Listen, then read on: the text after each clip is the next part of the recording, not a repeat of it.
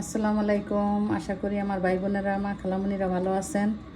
আশা করি ভালোই আছেন। আলহামদুলিল্লাহ আমরাও ভালো আছি আপনাদের দোয়ায়। আপনাদের জন্য দোয়া করি আপনারা পরিবার সবাই ভালো থাকুক। আমার মা খালামণিরা ভাই বোনেরা সবাই ভালো থাকেন, সবার জন্য দোয়া করি।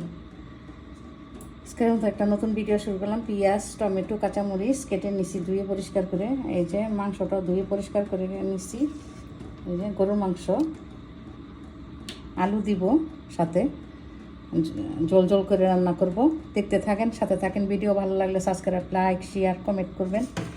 বেশি বেশি শেয়ার করবেন, বেশি বেশি কমেন্ট করবেন, একটা লাইক দিয়ে ভিডিও শুরু করবেন। দেখতে থাকেন।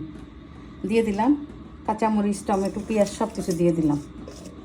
হলুদ, মরিচ, জিরা, আদা রসুনের পেস্ট দিয়ে দিলাম। লবণ স্বাদ মতো, লাগলে পরে অবশ্যই দিব। দিয়ে দেবো তেলটা মেপে দিলাম। দিয়ে দিব এই যে গরম মশলা, তেজপাতা, সব কিছু, সব আইটেম, এলাচি, দারচিনি, লং, মেথি। এখন ভালো করে মাখিয়ে নিব।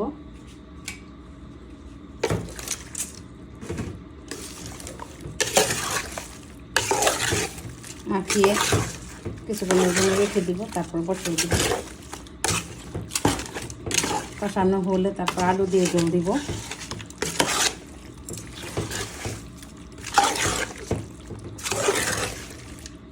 আমি সবসময় এইভাবেই রান্না করি মাংস। গরুর মাংসটা এইভাবেই রান্না করি আমি, আমার তো এইভাবে ভালো লাগে। আপনারা রান্না করে দেখবেন। বসাই দিলাম।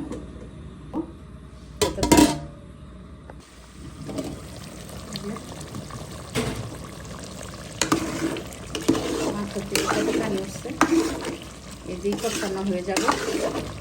কষানো হলে তারপরে আলু আর ঝোল দিয়ে দেবো।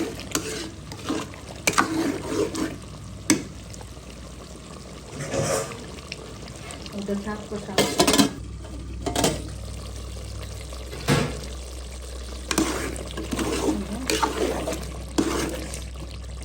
শুকানো হয়েছে, আলু দিয়ে দিলাম।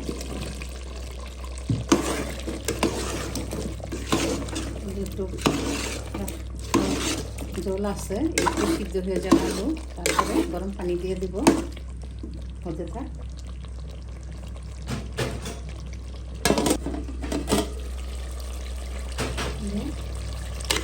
হয়ে গেছে।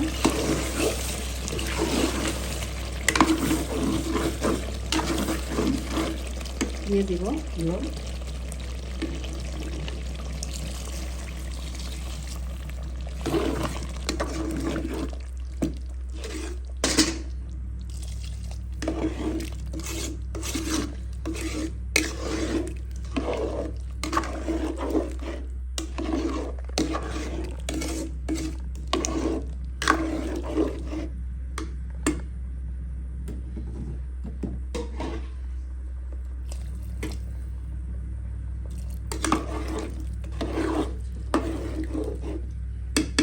থাক, হয়ে গেল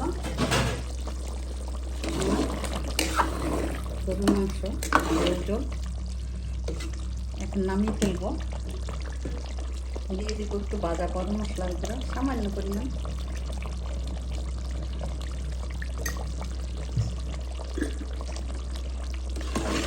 সাথে থাকার জন্য অনেক অনেক ধন্যবাদ আমার ভাই বোনেরা, মা খালামণিরা। আজকের মতো এখানে বিদায় নিল। যদি ভিডিও ভালো লেগে থাকে তাহলে সাবস্ক্রাইব, লাইক, শেয়ার, কমেন্ট করবেন। আপনাদের কমেন্ট অনেক অনেক ভালো লাগে। একটা লাইক দিয়ে ভিডিও শুরু করবেন আমার ভাই বোনেরা, মা খালামণিরা। আল্লাহ হাফেজ।